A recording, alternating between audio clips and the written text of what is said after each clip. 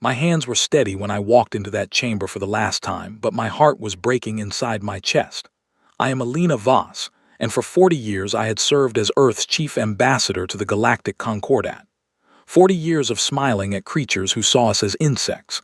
40 years of bowing my head while they called us a young species, a foolish species, a species that needed to be guided. Today, I would smile no more. The message had arrived 3 hours earlier. Just one line sent through a private channel only I could open. Deliver Protocol Janus, then come home. I did not know what Protocol Janus was. I had spent my whole career on Earth's diplomatic team, and even I had never heard those words before. But I knew what the order meant. After 40 years of patience, Earth had finally lost its patience. The walls of the Concordat spire rose around me like black glass mountains. 17 species sat in their high seats, looking down at the small human woman who stood alone in the center of the floor. The Vrelthi hegemon was there, his 3 eyes shining with cold amusement. The Tellurian trade master was polishing her silver claws. The Krell warrior caste had sent 6 representatives, each wearing armor made from the bones of conquered enemies. They were all waiting for me to beg. I did not beg. I opened my hand and a small projection floated into the air above my palm. It showed 3 planets, 3 human colony worlds, Verda, Heron's Reach, and the world we had named after my own grandmother, New Camden. 4.2 billion people had lived on those worlds. Mothers, fathers, children, grandparents, teachers and farmers and singers and fools. The Vrelthi fleet had turned all 3 worlds into ash 6 weeks ago. You are aware of these events, I said. My voice was clear and calm. I had practiced this speech in my mind for 6 weeks. During every long hour I spent staring at the ceiling of my apartment in the diplomatic quarter. You have reviewed the evidence. Your own investigation has confirmed that the Vrelthi hegemony attacked these civilian worlds without warning, without provocation, and without any declaration of war. The Vrelthi hegemon leaned forward in his seat. He was a tall creature with skin like wet leather and a mouth full of small, sharp teeth. Civilian targets, he said, and his voice came through the translation device as a wet hiss. Such soft words from such a soft species. Those worlds were resources. We took them. This is the way of all things in the great dark. And the Concordat agreed with this view, I continued, ignoring him completely. The official ruling, delivered to my office 2 days ago, declared that Earth had failed to protect its own holdings, and that humanity would now be moved from protected status to tributary status. We are to give up our independence. We are to send our young people as workers to your worlds. We are to bend our knee. The Tellurian trade master made a sound that was almost a laugh. Bend your knee, ambassador. Humans do not have knees worth bending. You have been a small joke in the corner of our great hall for 80 years. We tolerated you because you were amusing. Now you have become tiresome. I looked up at her. I let the silence stretch for a long moment. Somewhere in the upper galleries, an alien diplomat coughed. 80 years ago, I said slowly, when humanity first reached the stars, we made a choice. We could have come into your hall with weapons in our hands. Instead, we came with empty palms. We brought you our music. We brought you our medicines. We brought you the works of our greatest writers, our greatest dreamers, our greatest hearts. We asked only to be heard. We asked only to be allowed to grow. And we allowed it, the hegemon said. Be grateful. You did not allow it, I replied. My voice was still soft, but something hard had entered it now, something I had been holding back for 40 years. You watched us. You measured us. You wrote reports about whether we would be useful or whether we should be removed. We knew this. We always knew this. We chose peace anyway because we hoped, foolishly perhaps, that you might become what we had hoped you were. I closed my hand and the projection of the 3 dead worlds disappeared. I straightened my shoulders. My grandmother had been a teacher in New Camden. She had died there along with everyone else in her town. I had not allowed myself to cry yet. There would be time for crying later. I have come today to deliver Earth's final message to this body, I said. I have come to tell you that the era of our patience has ended. For 80 years, we showed you who we hoped to be. You looked at our hopeful face and you decided we had no other face. You were wrong. The chamber was very quiet now. Even the Krell warriors had stopped moving in their seats. We sought peace, I said. We sought it honestly with all our hearts.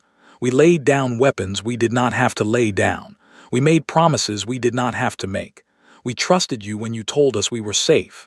Then your ships came to our colonies and our children burned, and you laughed and called us foolish for trusting you. I took a breath. Now you will meet the other side of humanity. The Vrelth hegemon laughed out loud. It was a horrible wet sound. The other side. Little ambassador, we have studied your kind. Your fleet has fewer than 200 ships. Your weapons are antique by our standards. Your home world cannot even defend its own moon. What other side could there possibly be? Show us this great hidden hand of humanity. We are waiting. I looked at him for a long moment. Then I smiled, very slightly, for the first time in 6 weeks. You will see it soon enough, I said. I am simply the messenger. I have delivered my message. Now I am going home. I turned to leave. The chamber erupted into noise behind me. Some of the alien diplomats were shouting. Some were laughing. The Tellurian trade master called after me, demanding that I explain myself, demanding that I return to my place. I did not turn around. I walked out of the Concordat spire with my back straight and my eyes forward, and I did not look at any of them again. My personal vessel was waiting at the diplomatic dock. Her name was the Mary Shelley, and she was not much of a ship by Concordat standards, but she would carry me home. I climbed aboard and gave the order to depart. As we lifted away from the Concordat home world, I sat at the small window and watched the great city shrink below me. I had lived there for most of my adult life. I would never see it again. My communications officer was a young man named Daniel Holt. He was perhaps 25 years old, and he had been assigned to my staff only 6 months ago. He came to the small observation room where I was sitting and stood quietly by the door. "Ambassador," he said, "we have just received confirmation from Earth Command. Your message was delivered exactly as required. They thank you for your service." "Thank you, Daniel." He hesitated. He was a kind young man, and I could see he was struggling with something. "Ambassador, may I ask you a question?" "You may." "What is Protocol Janus?" I looked at him for a long moment. Outside the window, the stars were beginning to stretch as we prepared to enter the jump. "I do not know, Daniel," I said honestly. "I was never told. I do not have the clearance. None of us in the diplomatic corps were ever told. We were kept ignorant on purpose so that even if we were captured, even if we were interrogated, we could not give away the secret." "But you delivered the message." "Yes, I delivered the message." "Then something is going to happen." I closed my eyes. I thought of my grandmother teaching her small students in New Camden. I thought of the Vrelth hegemon laughing in his high seat. I thought of 40 years of bowing my head, of swallowing my anger, of telling myself that peace was worth any price. "Yes, Daniel," I said. "Something is going to happen. I do not know what it is. I do not know how big it is. But I have served Earth for 40 years, and I have learned to trust the people who built this world. If they say it is time, then it is time." He nodded slowly. He was very young. He had never seen war. None of us had, really. The colonial attacks had been the first true taste of it for our generation, and we had been told we were too weak to respond. We had been told a lie. The Mary Shelley made her jump. The stars stretched and twisted and disappeared, and we slipped into the great dark that lies between the worlds. I sat at the window for a long time, alone with my thoughts.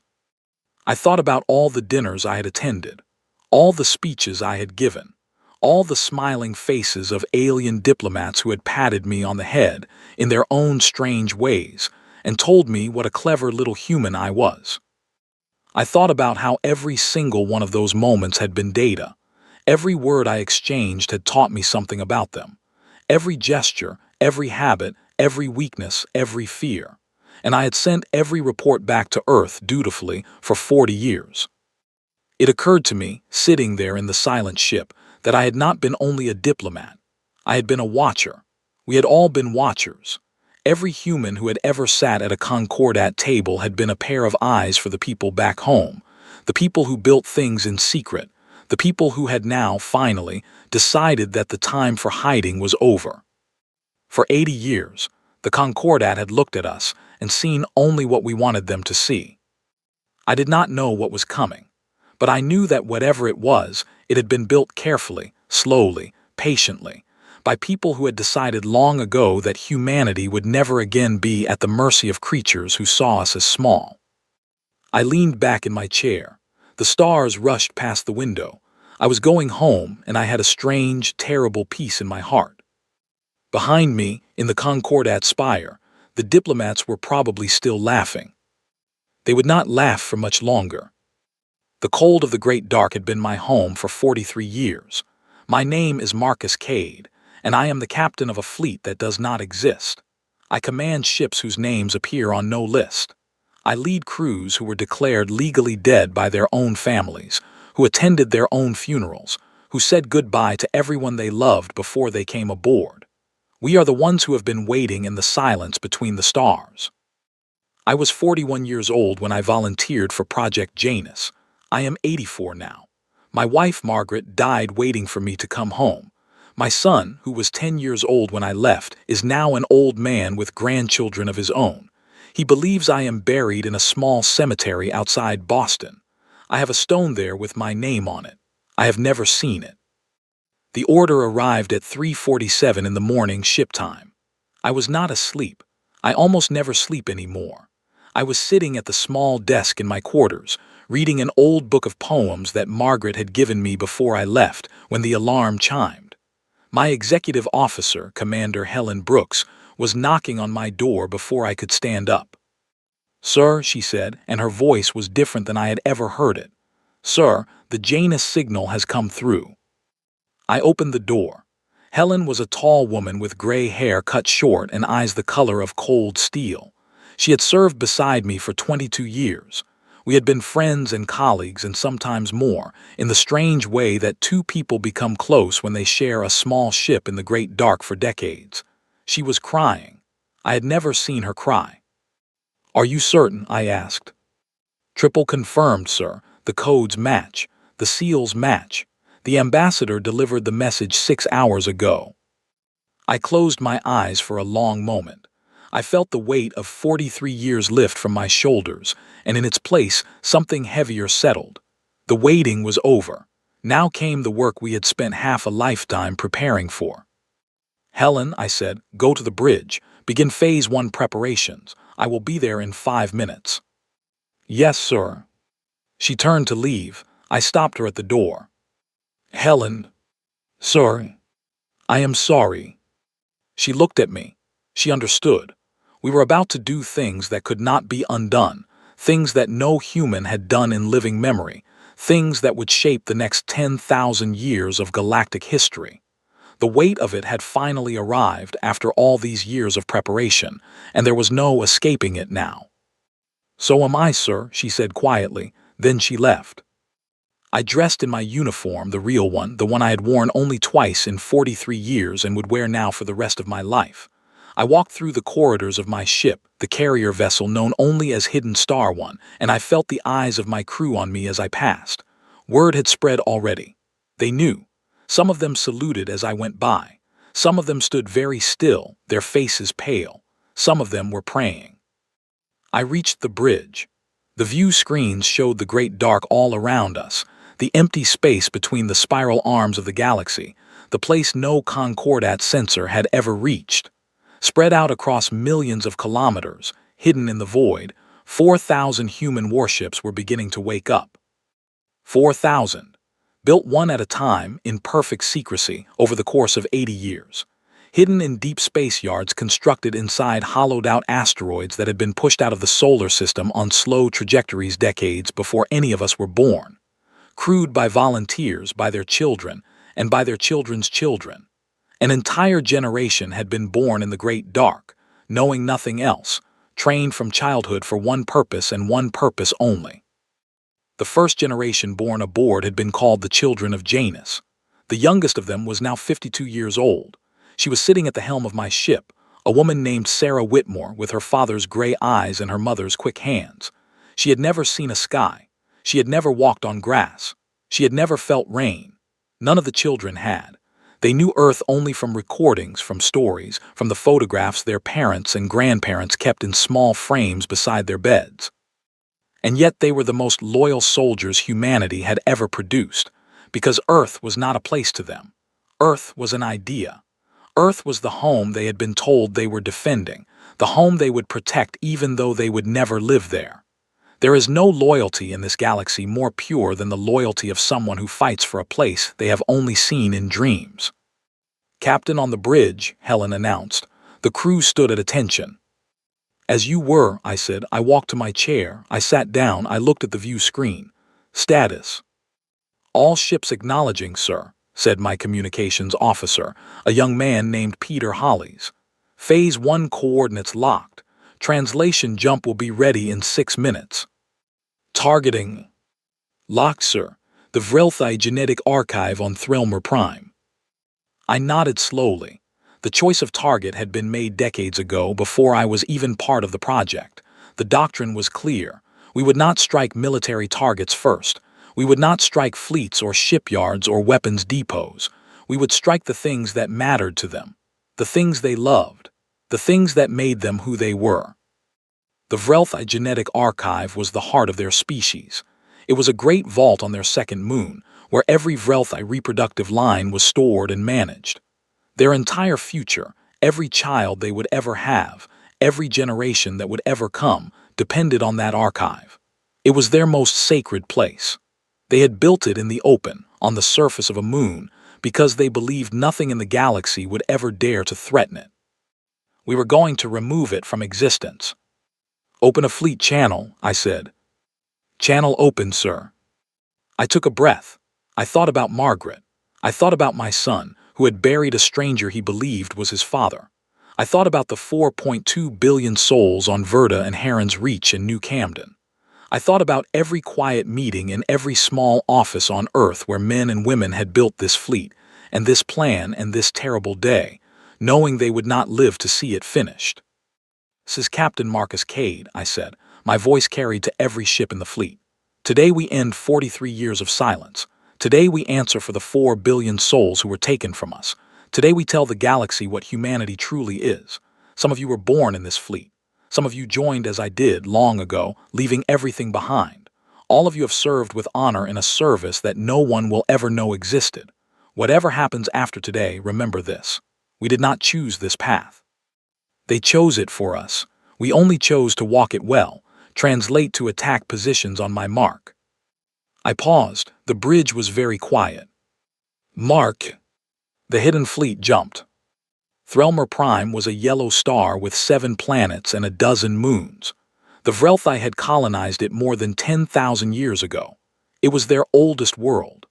The genetic archive sat on the surface of the second moon, surrounded by gardens that the Vrelthi tended with tremendous care, places where their hatchlings came of age and learned the histories of their families. We arrived in the outer system at 1400 hours local time. We did not approach the planet. We did not engage the orbital defenses. We did not give any warning at all. From a distance of 3 light minutes, we launched the first strike. The weapon was called a relativistic projectile. It was a simple thing in concept. A piece of metal, shaped into a long needle, accelerated to nearly the speed of light. There were no explosives in it. There was no warhead.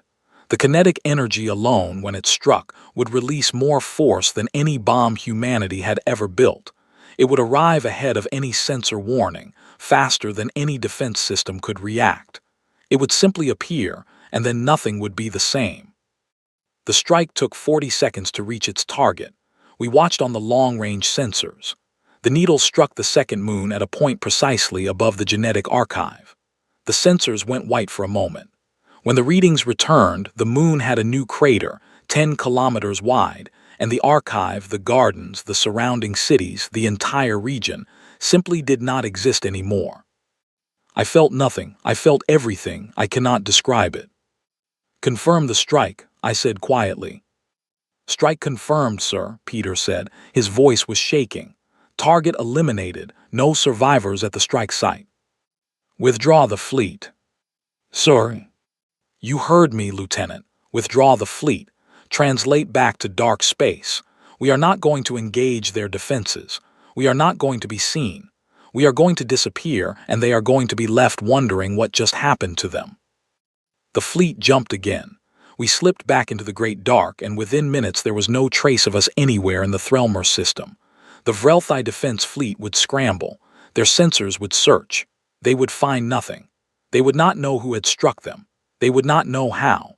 They would only know that their most sacred place was gone, and that they had no idea how to find the people who had done it. This was the doctrine. This was the heart of Janus. We would not fight them in the open. We would not give them a target. We would appear and disappear like ghosts, striking the things they loved most, and we would continue to do so until they understood the truth that humanity had finally decided to teach them. You cannot fight what you cannot see. I sat in my chair on the bridge of Hidden Star 1. The crew was silent around me. We had done it. The first strike. 43 years of waiting, and it was done in less than a minute. There was no celebration. There were no cheers. We all understood on some level that something terrible had just been born into the galaxy, and we had been the ones to give birth to it. Helen came to stand beside my chair. She put her hand on my shoulder. It was a small gesture, but it meant everything. Phase 2 preparations, Captain, she asked softly. Yes, Helen, begin Phase 2. We have many more targets and the night is long. She nodded and turned away to give the orders. I looked at the view screen, at the great dark spreading endlessly in every direction. Somewhere out there, the Concordat was just beginning to learn what had happened on Threlmer Prime. Somewhere out there, alien admirals were being woken from their sleep. Somewhere out there, alien diplomats were trying to make sense of news that did not seem possible. For 80 years they had laughed at us. They had called us a young species, a soft species, a species that did not understand the Great Dark. We understood the Great Dark very well, as it turned out. We had been living in it for 43 years, building this moment, one quiet day at a time. I closed my eyes. I thought of Margaret and of my son and of all the things I had given up. I thought of the 4 billion souls we were about to answer for. I thought of all the work that still lay ahead of us, all the long nights, all the strikes that still had to come. Set course for the next target, I said. The fleet moved on. In the great dark, the hunt had begun, and there was no creature in the galaxy who could see us coming. My name is Idris Akefer, and I am 91 years old. I designed all of this, every piece of it, every line of code, every targeting algorithm, every strategic choice. I am the architect of Project Janus, and I have spent my entire adult life preparing for the day that has now finally arrived. I am sitting in my office on the dark side of the moon, in a facility whose existence has been hidden from every government on Earth except for the Black Council. The walls of my office are lined with photographs. My wife, Cordelia, who left me 20 years ago when she finally understood what I was building. My daughter, Beatrice, who returned to me 10 years ago when she finally understood why. My students, who became the engineers of this terrible day, and who are now scattered across the solar system, watching their work unfold. On the screen in front of me, the news from Threlmer Prime is just beginning to spread. The Concordat networks are exploding with confused chatter. The Vrelthi are screaming for answers. The other species are demanding investigations. Nobody knows what happened. Nobody knows who did it. They are all looking outward, searching the obvious places, and they will find nothing. I take a sip of tea. My hands shake a little. They have shaken for years now. Old age is not kind to anyone, not even to those who reshape galaxies. I want to explain something because I think it is important. I want to explain what humanity actually is, because I believe we have been misunderstood, both by the Concordat and, in some ways, by ourselves. We are not a peaceful species. We never were. Anyone who has read our history honestly knows this. We have spent 10,000 years fighting one another in every corner of our small blue world with every weapon we could invent. We have starved each other, burned each other's cities, broken each other's bodies and minds. We have done unspeakable things to one another, more times than any honest historian can count. But somewhere along the way, perhaps a few hundred years ago, something changed in us. We began to understand in our deepest places what we were capable of. We had built weapons that could end us all. We had stood at the edge of our own destruction more than once. And we made a choice, slowly, painfully, with many failures along the way. We chose to be better than we had been. Peace for humanity was never a natural state. It was a discipline. It was a thing we had to practice every day because we knew in our marrow what waited if we ever stopped practicing. We chose peace because we had seen the alternative, and the alternative had nearly ended us. When we reached the stars, we brought this discipline with us. We met the Concordat, and we chose, again, to extend our peaceful hand. We did this not because we were weak. We did this because we had learned, through long and bitter experience, that violence is a door that is very easy to open and very difficult to close. The Concordats saw our extended hand, and they thought it was empty. They thought we held nothing in reserve. They thought our peace was the peace of a sleeping animal, a creature that did not know how to wake up. They were wrong. They were so deeply, terribly wrong. We had been awake the whole time. We were simply trying not to be the thing we knew we could become. The Black Council was formed in the year that Earth signed the Concordat treaties. There were 7 members at the start. Generals, scientists, philosophers, statesmen.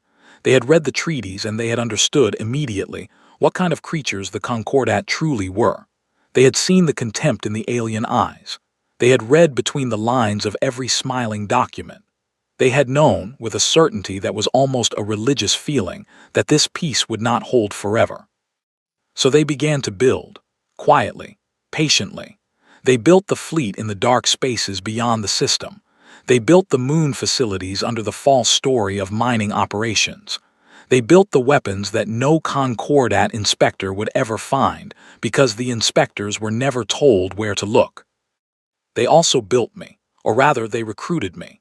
I was 23 years old, a young engineer working on theoretical weapon systems for the European Defense Authority. They came to me one evening in a small cafe in Geneva. 3 of them, 2 men and a woman, very polite, very clear. They told me that my country, my world, my species needed me. They told me that I would have to give up many things. I would never marry happily. I would never have a normal career. I would never speak of my work to anyone. I would die, eventually, in a small office on the dark side of the moon, having reshaped the galaxy without anyone ever knowing my name. I said yes. I did not even hesitate. I have never regretted it, not even now. Cordelia did not know at first. I told her I was a researcher in propulsion systems, which was technically true. We were happy together for many years. We had a daughter, Beatrice, who was clever and kind and full of light. I loved them both with all the love I had. But the work consumed me. I was gone for months at a time, on the moon, on Mars. In the deep stations beyond Pluto, I missed birthdays. I missed school plays. I missed the slow, ordinary moments that make a marriage real. By the time Beatrice was 12, Cordelia had begun to suspect that something was very wrong. By the time Beatrice was 15, Cordelia had pieced together enough fragments to understand what kind of work I was doing. She did not leave me right away. She tried for years to make me stop. She begged me. She cried. She told me that I was building something monstrous, that no peace could come from such weapons, that I was becoming a man she could no longer recognize. I tried to explain. I tried to make her understand the long view, the careful logic, the terrible necessity. She would not be convinced. In the end, she left, and she took Beatrice with her, and she made me promise that I would never contact our daughter again as long as I lived. I kept that promise for 10 years. Then Beatrice came to find me on the moon. She was 34 years old. She had become a scientist herself, a brilliant one. She had spent years secretly studying the Concordat, reading every leaked document she could find, talking to every contact she could develop. She had reached, on her own, the same conclusions her father had reached 40 years earlier. She walked into my office and she said, "Father, I understand now. I am sorry I did not understand before. Let me help." I cried. I had not cried in many years. We embraced, my daughter and I, in a small office on the dark side of the moon, and the next day she joined the Black Council. She is here now, standing at the door of my office. She is looking at me with concern. I am old and I have not slept in 3 days, and the news from Threlmer Prime is still spreading. Father, she says gently, you should rest. There is no time to rest, Beatrice. Phase 2 is beginning. Phase 2 will continue without you for a few hours. You have done your part. Let the others carry the weight now. I shake my head. I cannot rest. Not yet. The Vrelthi counterstrike is coming, and I want to be awake when it does. They have launched 12,000 capital ships toward the Sol system. They believe Earth is undefended. They believe they will arrive in our home system and find us cowering, that they will end our species in a single hour of fire. They are about to be educated. Beatrice, I say, what is the status of the Kuiper defense? All systems active, Father. The platforms are awake, the mines are linked, the lattice is ready. I nod. I am proud of this, perhaps the most. The Kuiper defense was my final great work, the thing I built in my last years, when I knew I would not live to see most of what was coming. It is a system unlike anything humanity has ever made. It is a network of weapon platforms, scattered throughout the icy belt at the edge of our solar system, linked by quantum communication into a single coordinated mind. When an enemy fleet enters Sol space, the lattice will see it. The lattice will calculate every ship, every trajectory, every weapon. And the lattice will respond all at once with the precision of a single thought. The Vrelthi will arrive at the edge of our system. They will enter the Kuiper belt, and they will not leave it. I do not take pleasure in this. I want that to be understood. I have lived a long life, and I have built terrible things, and I have done so with full awareness of what they are. I am not a monster who delights in the destruction of others. I am simply a man who long ago understood what kind of universe we live in, and who chose to make sure that humanity would survive in it. We did not start this. The Vrelthi started it when their fleet glassed our colony worlds. The Concordats started it when they laughed at our grief. We tried for 80 years to teach them that there was a better way to be. They refused to learn. So now, finally, they will learn the lesson they chose for themselves. I think about the children of New Camden. I think about my own daughter, sitting beside me, alive and well. I think about the choices we make as a species, the long, slow choices that decide what kind of creatures we become. I think about how thin the line is between the people who build hospitals and the people who build weapons, and how often in our long history those people have been the same. The reports begin to come in from the Kuiper belt. The Vrelthi fleet has arrived. The lattice has engaged. I do not need to watch the details. I know what is happening. The lattice is making its calculations. The platforms are firing in coordinated sequences. Every Vrelthi ship is being addressed, individually, with weapons designed specifically for it, in patterns the Vrelthi cannot even comprehend, much less defend against. It takes 19 minutes. When it is over, 12,000 ships have become drifting fragments at the edge of our system.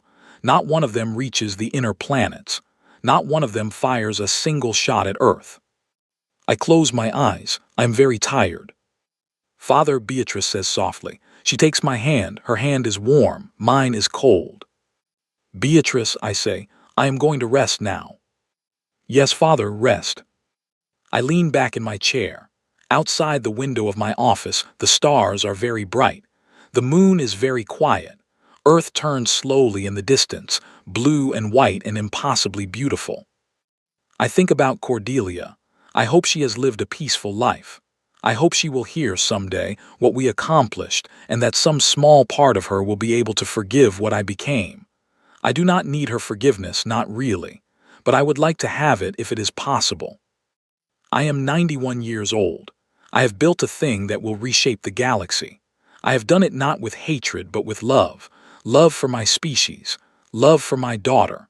Love for the small blue world that gave me life, and that would not survive without the work I have done. We did not become monsters today. We simply stopped pretending we were not capable of becoming them. There is a difference, and it matters, and I hope someone someday will understand the difference well enough to write it down properly. I close my eyes and I rest. My name is Vorthal Sen, and I am the speaker of the Concordat, and for 600 of your years I believed I understood the shape of power in this galaxy. I have served on the High Council since I was a youngling. I have seen 4 species reduced. I have watched 3 rebellions broken. I have signed treaties and ordered investigations and shaped the long, slow movements of 200 civilizations. I did not understand humans. I am sitting in my private chamber in the upper levels of the Concordat spire. The chamber is empty except for me. My aides have all fled or hidden or gone to be with their families. The reports continue to arrive, hour after hour, and each one is worse than the last. The Vrelthi hegemony, in the 72 hours since the strike on Threlmer Prime, has effectively ceased to exist as a unified political body. Their genetic archive was destroyed. Their fleet of 12,000 was annihilated at the edge of the human system, without inflicting a single casualty on the humans. Their other military fleets, scattered across their territory, have been attacked one by one in coordinated strikes, by ships that appear from nowhere, fire with terrible precision, and disappear before any defense can respond. The Tellurian Mercantile Federation has collapsed. Their entire financial network, the great web of credit and trade that held their society together, was infected with sleeping code that the humans had inserted somehow over the course of decades. When the code activated, every transaction stopped, every account froze, every supply chain halted. Within 48 hours, food riots broke out on 3 Tellurian core worlds. Their government has resigned. There is no longer anyone in charge of the Tellurian Federation. The Krell Pact, the warrior species who sent 6 representatives to laugh at the human ambassador in this very chamber, lost their entire warrior caste in one night. The leadership of every Krell military house on 20 separate worlds was assassinated simultaneously by means we cannot identify. We have found no human agents. We have found no weapons. We have found no evidence of how they were reached. We have only the bodies and the silence that has fallen across the Krell worlds. I review the records. I review them again. I look back across 80 years of contact with humanity, and I see, finally, what was happening the whole time. Ambassador Voss, Trade Minister Holloway, Cultural Attaché Brooks, every human who ever sat at our tables, who ever attended our ceremonies, who ever shared a meal with us. They were all, every single one of them, observers. They learned our languages so completely that they spoke them better than we did. They learned our customs so deeply that they could quote our oldest poets from memory. They asked questions that seemed innocent and absorbed answers that seemed harmless. They were mapping us, the whole time. Every smile, every conversation, every shared joke at every diplomatic function for 80 years was a single piece of an enormous picture, and they were assembling that picture in some quiet room on their small blue world, and now they have finished the picture, and they are using it to take us apart. I think about the human ambassador. I think about Alina Voss, who stood in this chamber 3 days ago and told us, calmly and clearly, that we were about to meet the other side of humanity. I laughed at her. I admit it. I laughed at her with the rest of them. I thought she was a small woman making empty threats. I thought her words were the desperate posturing of a defeated species. I was wrong. We were all wrong. She knew. She must have known. Not the details, perhaps, but she knew the shape of what was coming. She walked into our chamber with that knowledge in her heart, and she delivered her message with perfect grace, and she walked out, and she went home, and now we are all sitting in the rubble of everything we built, and she is somewhere on Earth, watching it happen.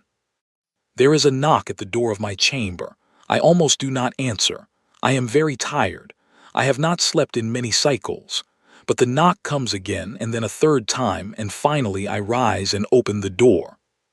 A Tellurian aide is standing there. She is one of the few who has not fled. Her name is Kelly's, and she has served in the diplomatic corps for almost as long as I have. Her face is gray with worry. "Speaker," she says, "there has been a transmission. The humans are speaking to us at last." My heart, which has not felt much of anything for 3 days, suddenly feels very heavy. From Earth. No, Speaker. The signal does not come from Earth. We cannot locate its source. It comes from somewhere in deep space, but every time we try to pinpoint it, the signal seems to come from a different location. Of course it does, I murmur. Of course. Do you wish to receive the transmission, Speaker? Yes, bring it to my chamber. I will receive it alone. She bows and leaves. A few minutes later, the great view screen in my chamber comes to life. A face appears. A human face. Elena Voss, the ambassador who stood here 3 days ago, the small woman I dismissed. She is older than I remembered, or perhaps the last few days have aged her. Her hair is gray and pulled back simply. Her eyes are tired but clear. She is sitting in a small office somewhere with a window behind her that looks out on a green and blue world. Earth. She is on Earth. Speaker Vorthel, she says quietly. The translation device renders her voice perfectly. I hope this transmission finds you well. I am speaking to you on behalf of the people of Earth. I have been authorized to deliver our terms. I sit down slowly in my high chair. I prepare myself for what is coming. I expect demands. I expect humiliation. I expect a list of impossible requirements designed to break what remains of the Concordat. What she says next is not what I expect at all. The people of Earth wish to make several things clear, she begins. First, we have not destroyed the Vrelthi species. The Vrelthi worlds, with the exception of certain specific targets, remain intact. The Vrelthi people are still alive. We have removed their ability to wage war on a galactic scale. We have not removed their right to exist. I listen carefully. This is not the language of a conqueror. This is the language of someone who has thought very carefully about what she is saying. Second, we have not destroyed the Tellurian financial network. We have only suspended it. The codes to restore it are in our possession. They will be released as part of the agreement we are about to propose. I lean forward. Third, the Krell warrior caste has been removed, but the Krell civilian population has not been touched. Their farmers, their teachers, their children, their poets all remain. Krell society can rebuild itself in time, around the values it claims to have always held but rarely practiced. She pauses. She looks directly at the camera, directly at me. Speaker, we want you to understand something. We did not do these things because we hate you. We did not do them because we wanted to rule over you. We did them because you left us no other choice. For 80 years, we asked to be respected as equals. You refused. We asked to be allowed to live in peace. You refused. We watched you destroy 4 billion of our people, and we watched you laugh about it. So we showed you what we are capable of. We showed you only a small portion. We could have shown you more. We chose not to. She takes a breath. Here are our terms. The Concordat as a governing body will be dissolved. In its place, a new council will be formed. It will have fewer members. It will include humanity as a permanent voting member. It will be governed by laws that apply equally to all species, including ours. There will be prohibitions on certain weapons and certain behaviors, and these prohibitions will apply to humanity as fully as they apply to anyone else. We are not asking for an empire. We are asking for a fair seat at a fair table. I stare at her. I cannot speak. The terms she is offering are, by the standards of any conqueror in our recorded history, almost unbelievably generous. We have lost a war, and the victor is not asking for our worlds or our resources or our subjugation. The victor is asking for a chair at a council, and for the dissolution of a body that, in honesty, has not served any species well in centuries. You have 7 days to consider these terms, Speaker, she continues. After that, if you have not responded, we will assume that the Concordat wishes to continue the current state of conflict. We do not want this. We have demonstrated in the past 3 days what we are capable of doing. We do not wish to demonstrate it further, but we will if we must. She softens very slightly. Speaker Vorthel, I sat across from you many times over the years. We shared meals together. You were never one of the worst. I remember you as a creature of some thoughtfulness, even when you were unable to act on it. I am asking you now, personally, to take these terms back to your council and to argue for them. Save what you can save. Build something better together with us while there is still time. The transmission ends. The screen goes dark. I sit alone in my chamber for a very long time. I do not move. I do not make any sound. The weight of 600 years of service settles on my shoulders, and beneath that weight I find, to my own surprise, something I have not felt in a long time. Hope. It is a small thing. It is a fragile thing, but it is real. The humans could have destroyed us. They have shown us that they can, and they are choosing not to. They are offering us a path forward. They are offering us the chance to build something new with them instead of being ruled by them. I think about my own homeworld. I think about my children who are grown now and my grandchildren who are just beginning their lives. I think about what kind of galaxy I want them to inherit. The old Concordat is dead. There is no saving it. The question is what comes next. I rise from my chair. I straighten my robes. I walk out of my chamber and down the long corridor to the great hall where the council is meeting in emergency session. The other delegates are arguing when I enter. They are shouting. They are demanding action. They are calling for unity, for resistance, for a great alliance of the remaining species to challenge the human menace. They have not yet heard the human terms. I take my place at the high seat. The room slowly falls silent. Listen to me, I say quietly. Listen to me carefully because I am only going to say this once. The Concordat is finished. We are not going to challenge the humans. We are going to accept their terms. We are going to dissolve our old structures and build something new alongside them. We are going to do this because they have offered us mercy, and mercy is a thing that should never be refused when it is offered, especially by those who have no obligation to offer it. The shouting begins again. I let it wash over me. I will spend the next many days arguing for this path. Some delegates will hate me for it. Some species will refuse the terms and continue to resist, and they will be reduced further until they too accept or until nothing remains of them. But I will sign the accords. My homeworld will perhaps never forgive me, but I do not need their forgiveness. I have seen what waits on the other path. I will not let my grandchildren inherit it. In a small office on a small green and blue world, Elena Voss is watching the negotiations begin. I think perhaps she is smiling, just a little, after all this long, terrible time. My name is Elena Voss, and I am 68 years old, and I am standing in the chamber where it all began. The Concordat Spire is not called the Concordat Spire anymore. It is called the Concord Hall.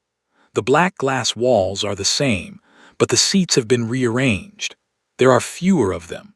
Some species are no longer represented, not because we destroyed them, but because they collapsed under the weight of what they learned about themselves in the long aftermath of the war.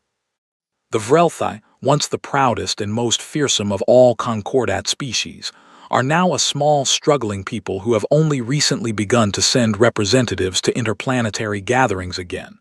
They sit quietly when they come. They listen more than they speak. It is a great change.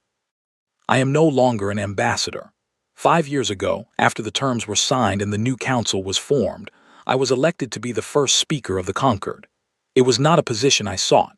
I had hoped to retire, to spend my last years in a small house on the coast of Maine, reading books and watching the sea. But the new council needed someone who could bridge the worlds, someone trusted by humans and respected by aliens, and there were not many of us who fit that description. So I serve. I will serve until I am too old to do so, and then I will go home, finally, and I will sit on my porch and watch the waves. The chamber is quiet today. We are between sessions.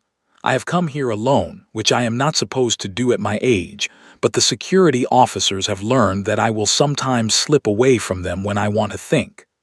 I am standing in the center of the floor, on the same spot where, 25 years ago, I delivered Earth's final message. I remember every moment of that day. I remember the laughter of the Vrelthi hegemon. I remember the cold amusement of the Tellurian trade master. I remember the way my hands did not shake, even though my heart was breaking. I remember walking out of this chamber, back straight, eyes forward, into a future I could not see. The future has come. It is not what any of us imagined. It is not perfect. It is not always good. But it is real and it belongs to us and we built it ourselves. I closed my eyes for a moment. There were costs, terrible costs. 4.2 billion humans died on the colony worlds before Project Janus activated. 800 million more died in the brief period of the war itself, in colonies and outposts and small forgotten places. Across all the species of the old Concordat, the death toll exceeded 30 billion souls. It is a number too large to truly understand. I do not try to understand it as a number. I understand it as faces, as names, as small specific lives. My grandmother in New Camden, who taught small children to read. The Vrelthite gardener who tended the trees outside the genetic archive on Thelmer Prime, who I never met and whose name I will never know. The Tellurian banker who could not feed her children when the financial network froze. The Krell child who woke up to find his father gone. I keep a list. It is in my office. Every night before I sleep, I read 10 names from the list. I started with the human names because there are records and I could find them. I read 10 names every night. At my current pace, I will finish reading the human names just before I die. I will not live long enough to read the names of the others. I have made peace with this. I do what I can. It is enough, or it is not enough, but it is what I can do. A young woman approaches me across the chamber floor. She is human, perhaps 30 years old, with dark hair and serious eyes. Her name is Margaret Holloway, and she is being trained to be my eventual successor. She has good instincts. She is patient in a way I never quite was. She will be a better speaker than I was in time. "Speaker," she says quietly, "I thought I might find you here." "I am sorry, Margaret. I needed a moment alone." "It is all right. May I ask you something?" "You may." She is silent for a moment. She is choosing her words carefully. I have taught her to do this, and she has learned the lesson well. "Do you regret what we did?" she asks finally. "The strikes, the war, the way it ended. If you could go back, would you do it differently?" I look at her. She is so young. She was a child when the war happened. She does not remember the laughter in this chamber. She does not remember the quiet weight of 40 years of being treated as a small, foolish creature by beings who thought they were superior. She knows the history, but she does not know the feeling of it. "Margaret," I say slowly, "let me tell you the truth. I regret that it was necessary. I do not regret that we did it. There is a difference, and you will spend your career learning what that difference is." She nods. She is taking the words in, storing them away. She will think about them for years, perhaps for the rest of her life. "The Concordat would not have stopped on its own," I continue. "They had glassed our worlds, and they would have done it again, and they would have done it again after that, until we either submitted or were destroyed. The choice we faced was not between violence and peace. The choice was between the violence we knew was coming and the violence we had quietly prepared to use in response to it. We chose the second. We did so carefully, with as much restraint as we could manage. We did not commit genocide, even though we could have. We did not enslave, even though we could have. We took what we needed to take in order to be safe, and then we offered the others a fair path forward, and most of them took it. That is the truth of what we did. It is not a clean truth, but it is an honest one." She nods again slowly. "And the people who built it," she asks, "the captain of the hidden fleet, the architect of Janus, do you think they sleep well?" I smile very slightly. It is a sad smile. Captain Marcus Cade returned to Earth 6 months after the Accords were signed.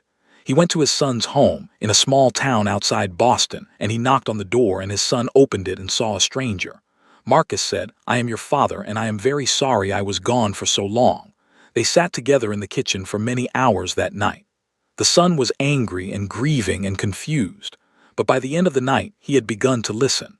They are still working on rebuilding what was lost. It will take the rest of Marcus's life, but he sleeps now in a small room in his son's house, and from what I am told, he sleeps better than he has in many years. And Dr. HFY, he died last winter peacefully in his sleep. His daughter Beatrice was with him. He was 96. He had spent the last years of his life writing letters to his ex-wife, who forgave him before she herself passed away, to his old students scattered across the system, to me on occasion. They were good letters. He had become, in his old age, a man who understood himself. That is not a small thing. Many of us never get there. Margaret is quiet. She is absorbing all of this. What did humanity learn? She asks finally. From all of it, what do you think we learned? I think about the question for a long time. I think about the long years of Earth's history, the centuries of fighting one another, the slow, painful discovery that violence is a door easier to open than to close. I think about the 80 years of trying to be the better version of ourselves, in front of beings who saw our better self as a weakness. I think about the moment when we finally stopped pretending, and what we did then, and what came after. I think about the children of New Camden. I think about my grandmother. I think about the Vrelthi gardener I will never meet. I think we learned, I say slowly, that peace is not a gift you give to others. Peace is a structure you build brick by brick, and sometimes the bricks are made of terrible things. We tried for 80 years to build peace out of nothing but goodwill. It did not work. Goodwill is not enough. Peace requires a foundation. The foundation is the understanding on all sides of what each of us is capable of, and the agreement that we will not do those things to one another. We had that understanding among ourselves on Earth, hard-earned over many centuries. We did not have it with the Concordat, so we had to build it. We had to teach them what we could do before we could trust each other not to do it. She is listening intently. And now, I continue, now there is a kind of honesty in our dealings with the other species that did not exist before. We do not pretend to be smaller than we are. They do not pretend to despise us. We have all seen one another's true face, and we have decided together to build something better than what came before. It is not a perfect peace. It is a working peace. That is the most any species can ever really have. A bell chimes somewhere in the upper levels of the Concord Hall. The next session is about to begin. Margaret straightens her shoulders. I straighten mine. Come, I say, we have work to do. We walk together across the chamber floor, toward the high doors that lead to the council chambers. I think, as I walk, about the young woman I was when I first stood here, 45 years ago, naive and hopeful, and ready to be ground down by the great wheel of the Concordat. I think about the older woman I became, the one who walked out of this chamber 25 years ago with a message of fire on her lips. I think about the woman I am now, who has lived long enough to see the seeds of that fire grow into something almost like a garden. A young Krell aide brings me a cup of tea as we enter the council chamber. She is perhaps 18 years old. She was born after the war. She has never known a galaxy where humans were anything other than equals. She smiles at me in the way Krells smile, which is to slightly tilt their heads. I smile back. I take my high seat. I look out across the council. Humans, Krell, Tellurians, Vrelthi, and a dozen other species sitting together, arguing, listening, building. It is a slow process. It is often frustrating, but it is real. We sought peace in the beginning, and we did not find it. We had to walk through fire to get to it. We carried the weight of those who fell along the way, and we will carry that weight forever, because some weights should never be set down. But we made it in the end. We made it to a place where the children of the Krell and the children of humanity sit in the same rooms and learn the same lessons and look at one another with curiosity instead of contempt. I think that is enough, or I think it is the beginning of something that will someday be enough. My name is Elena Voss. I was Earth's last diplomat of the old order and her first true ambassador of the new. I delivered the final message of the world that was. I have spent my long years trying to build, alongside many others, the world that is. There is more work to do. There will always be more work to do. I take a sip of my tea. I look at Margaret, sitting beside me, ready to take notes, ready to learn, ready to one day take my place. I begin the session. The work continues. The end.